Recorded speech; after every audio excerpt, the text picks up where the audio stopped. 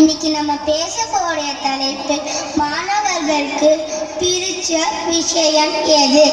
காலை 8 மணிக்கு எழுந்திருச்சு அம்மா இன்னொரு 5 நிமிஷம் தூங்கிக்கவான்னு சொல்ல வீட்டிலே சந்தோஷம் கிடைக்குதா? இல்ல யூனிஃபார்ம்ல மாட்டிக்கிட்டு பேக்கை மாட்டிக்கிட்டு நண்பர்கள் கூட ஆட்டம் ஆடிக்கிட்டு ஸ்கூல் சந்தோஷம் தரா? இதை பத்தி பேச அணி தயாராக இருக்கிறார். ஆரம்பிக்கலாம் வாங்க. வீடுனா சந்தோஷம் தருன்னு பேச நம்ம மோனிகா வராங்க. வாங்க மோனிகா வாங்க. அனைவருக்கும் வணக்கம்.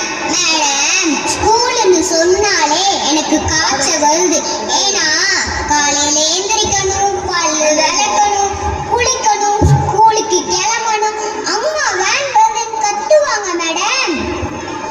ஆமா கஷ்டமான வேலைதான்ப்பா. இதே லீவ் நாள்ல பாருங்க, நான் 10 மணி வரை தூங்கினாலும் யாரும் கேட்க மாட்டாங்க. அது எப்படி கேட்பாங்க? நீங்க தூங்கலன்னா அவங்களுக்கு நிம்மதியே. வீட்ல இருந்தா எனக்கு பிடிச்ச கார்ட்டூன் பார்க்கலாம். ஸ்கூலுக்கு போனா படிக்கணும், எழுதணும். இந்த டீச்சர்ஸ் மட்டும் ஒரு சப்ஜெக்ட் படிச்சுட்டு வந்து பாடம் எடுக்கிறாங்க. சயின்ஸ் டீச்சருக்கு மேத்ஸ் தெரியாது, மேத்ஸ் டீச்சருக்கு இங்கிலீஷ் தெரியாது. ஆனா நாங்க மட்டும் எல்லா சப்ஜெக்டும் படிக்கணும். வீட்ல இருந்தா நம்மளுக்கு ஜாலி, ஸ்கூலுக்கு போனா நம்ம காலி. நன்றி. அருமை அருமை அருமை. பிள்ளை மனசு இருக்க பாட்டை ஃபுல்லா இறக்கி வச்சிருச்சு. அடுத்தபடியா ஸ்கூல்லாம் சந்தோஷம் தருன்னு பேச நம்ம சித்தார்த் வராங்க. வாங்க சித்தார்த் வாங்க. வணக்கம். வீடுதான் சந்தோஷம் தான் சொல்றாங்களே, வீட்டில் இருந்தால் நம்மளால சாதிக்க முடியுமா?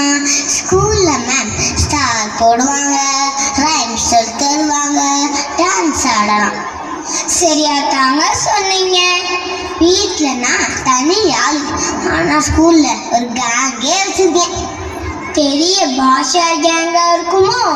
வீட்டில் டிவி பார்த்தா கண்ணு கெட்டு போயிடும், ஸ்கூல்ல போட பார்த்தா அறிவு வரும். நாளைக்கு நான் வாழ்க்கையில ஜெயிச்சு பெரிய ஆளாகி அமெரிக்கா போகணும்னு நினைச்சாலே இன்னைக்கு நான் சந்தோஷமா ஸ்கூல் போகலாம்.